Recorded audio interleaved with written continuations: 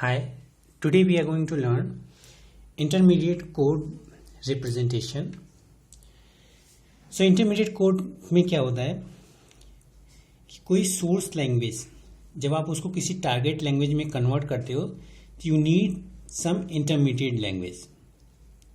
तो इसकी ज़रूरत क्या है इंटरमीडिएट लैंग्वेज की कि इंटरमीडिएट लैंग्वेज जो है इन केस आपने कोई लैंग्वेज आई है और किसी मशीन जे के लिए आप कोड जनरेट कर रहे हो तो उसमें क्या होगा कि आप उस आई लैंग्वेज का फ्रंट एंड यूज कर लो और उस मशीन का बैक एंड यूज कर लेते हैं और हम उसके बाद एक इंटरमीडिएट कोड जनरेट करते हैं।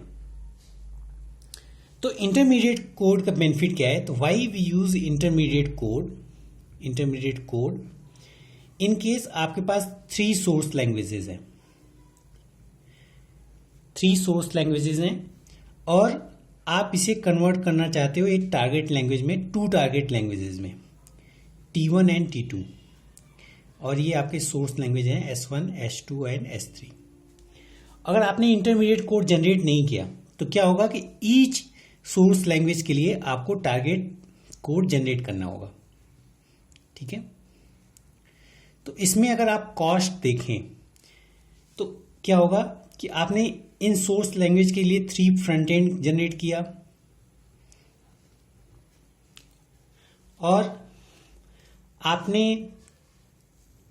3x2 C6 जो है कोड जनरेट किया टारगेट।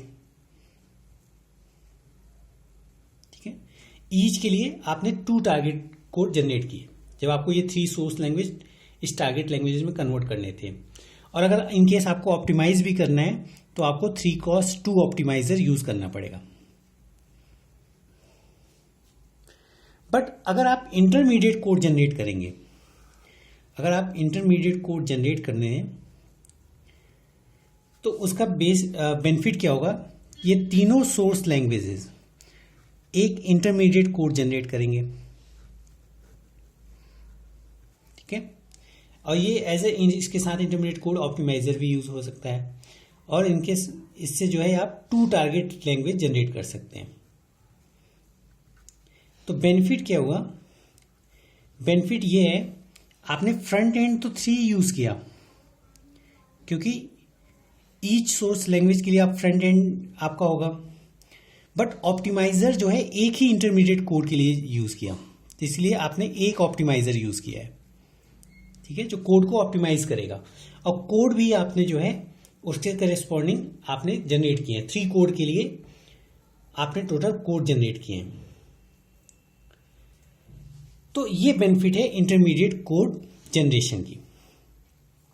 तो ये जो इंटरमीडिएट कोड है, जैसे intermediate language, that is most nearly to assembly language के होता है, high level of assembly language, that can also be known as high level of assembly language. और इसकी बेनिफिट क्या होती है इंटरमीडिएट कोड की कि ये आपका रजिस्टर कितने भी रजिस्टर यूज कर सकता है इंस्ट्रक्शन स्टोर करने के लिए। और इसमें जो कंट्रोल स्ट्रक्चर है, जैसे असेंबली में आप यूज जंप करते हैं वैसे ही इसमें भी कंट्रोल स्ट्रक्चर यूज हो जाते हैं, jump, go to.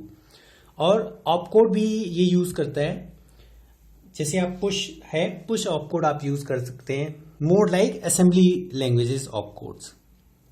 So this is the benefit of intermediate code. ये इंटरमीडिएट कोड जो है आप एक है 3 एड्रेस कोड इसमें रिप्रेजेंट करते हैं। तो 3 एड्रेस कोड में क्या है कि आप मैक्सिमम 3 एड्रेसेस यूज कर सकते हैं, like x equal to Y op Z.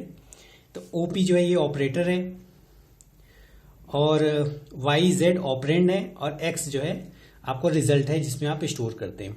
एक इस तरीके से भी आप रिप्रेजेंट कर सकते हैं ऑप जेड, मतलब जैसे x इक्वल टू -y हमने किया तो ये भी एक ऑपरेटर है और z एक ऑपरेंड है।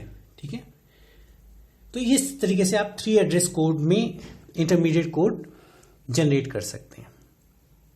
तो this is the benefit of intermediate code.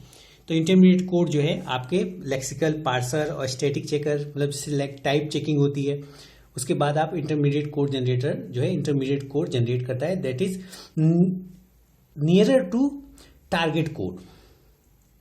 okay, and more detailed than source code. So this is the benefit of intermediate code. Thank you.